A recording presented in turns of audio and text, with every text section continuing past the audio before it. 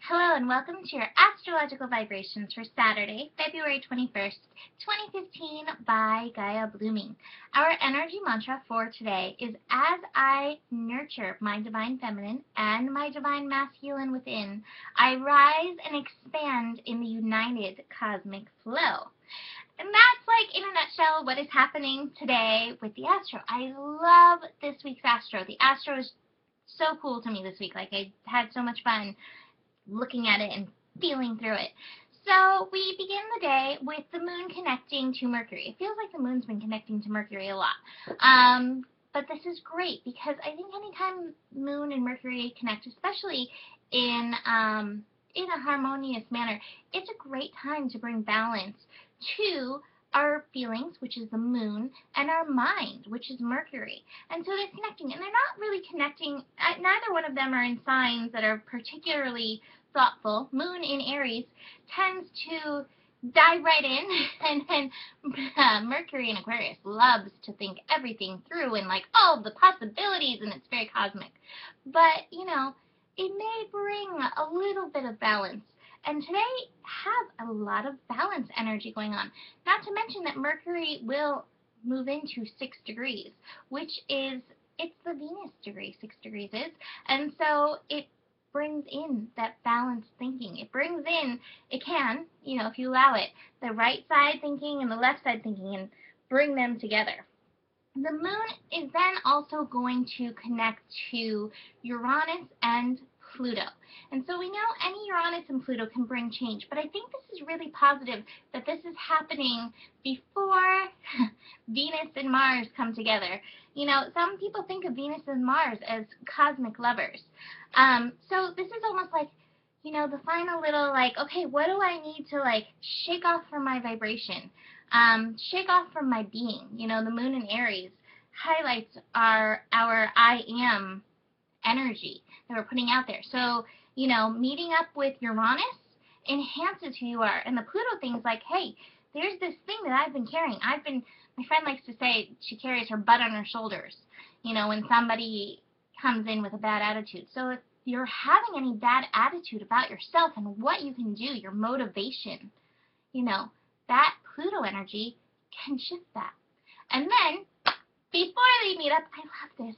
The moon is having a trine with Jupiter. So moon in Aries, trine Jupiter in Leo, which is just expanding the heart and making it feel like a firework before Venus and Mars come together. So expanding in love, expanding our I am vibration in love, getting excited for the coming together, whatever that means for you. Because, for some people this may mean coming together with a partner. For other people, this could really be a coming together of the feminine and masculine energies within yourself. And the more you bring them together and have them working harmoniously, the more the doors in your life will be thrown open and the universe will be like, yes, here you go. So tonight in the evening, Venus and Mars will be coming together. It's actually tomorrow in some places. It is happening at 9:13 p.m. Pacific time. And I do want to mention, I'm gonna pull up the saving symbols because I think where the progression of what it goes through just shows us how we are all evolving and rising. So this is happening at 1 degree, but it's just a little bit past 0 degrees, which is 30 degrees Pisces in the Sabian symbol book. And I love this because I think this addresses the masculine energy of this, the Mars energy of this. A majestic rock formation resembling a face is idealized by a boy who takes it as his ideal of greatness as he grows up and begins to look like it. And this, to me, is almost the masculine stepping from his boyhood, the boyishness, the immature boyishness, and into responsibility and growth and into full potential is what that kind of feels like to me. And then Aries, 1 degree, which is where this is actually happening, a woman just risen from the sea, and a seal is embracing her. But the picture I get as a woman just risen from the sea is actually Botticelli's Venus, the painting. And so here is our feminine rising in her beauty, in her greatness, in being one unto herself and true unto yourself. And so I want to ask you, because for a lot of us, the feminine is still suppressed. So I want to ask you, where can you rise? How can you stand up with this Aries energy, into your feminine and let her roar or let her purr? Maybe your feminine doesn't roar, and that's okay. It doesn't have to. It just needs to come forward in a way that honors her. So I encourage you to do something today to honor your feminine. And helping me with that, the Wild Unknown Tarot, I pulled the Daughter of Wands. Look at this infinite connected card. And this is a card of visionary dreams and going for them.